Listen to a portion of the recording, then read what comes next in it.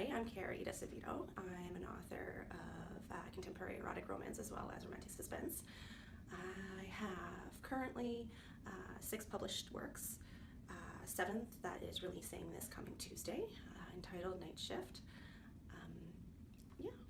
Night Shift is actually part of a series. It's the 2nd book in the Nightshade series.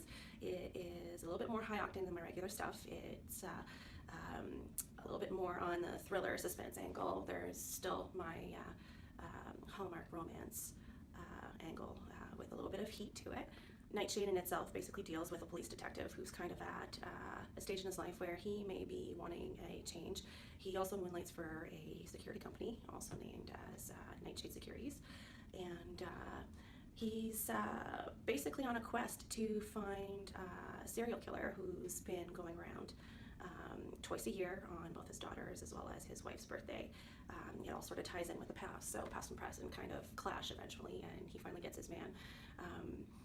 Along the way, he also sort of gets involved with his neighbor, so it's the girl next door kind of story, who basically befriends his mother and his daughter, and things kind of go from there. So her past also comes into play with all of this. So you're kind of pulled in a few different directions and hopefully entertained.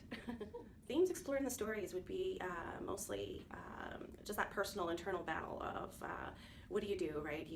As a parent myself, I kind of find myself sort of pulled in different directions with regards to my reading, as well as my day job. And let's not forget, I am first and foremost a wife and a mother, and it kind of all comes into play with Shane's character in Night Shift, where basically there comes a time where you feel you're not around your family more often enough. So there's that internal battle of trying to be happy by keeping everyone happy, and having to make, in some cases, really difficult choices to make that happen.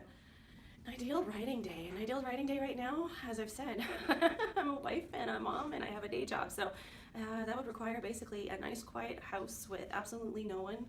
Lately my office and my optimal writing space has been my bedroom, mainly my bed with my laptop, and sometimes some mood music of some sort to sort of set the scene right.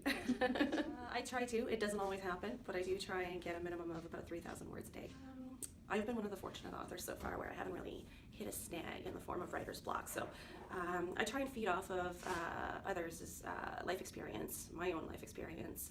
Sometimes it's dreams, sometimes it's just from watching TV or a movie or reading an article in the news or online, and kind of feeding off of that and thinking, hey, maybe that, that could play into so-and-so's book. My top writing advice is to just write. Get the words down.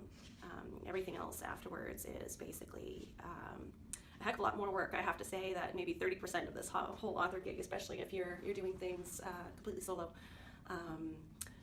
is all about the writing, and then you've got 70% afterwards, which you'll be you may grow to love, you may grow to hate, you may grow to know when to reach out for help. Personally, in order to have more writing time, I pretty much outsourced the photography for the covers, the cover art. You can't forget either advertising, promoting and whatnot. It's great to have your hands on things. I know it gives you that sense of control, but it's also nice to be able to, acquire that added help. Because let's face it, the more you have to do, the less you're apt to think about things you forgot. I am currently working, I've got 3 projects on the go right now. I'm dabbling in a little bit of paranormal romance with an erotic flair. This has been a manuscript that's been written and done, it just needs rework. And I have a standalone right now where I already have some of the cover photos for.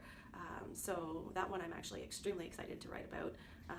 We're looking at a little bit of thriller, suspense, lots of romance. It's going to be a second chance at love kind of thing. Other than that, there's also book 3 to the Nightshade series that I'll be working on. So next up, we're going to be dealing with a search and rescue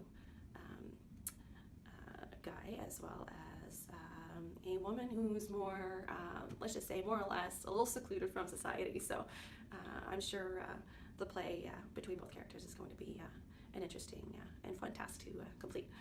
Thank you so much for listening, and I hope you read. Great, thanks so much.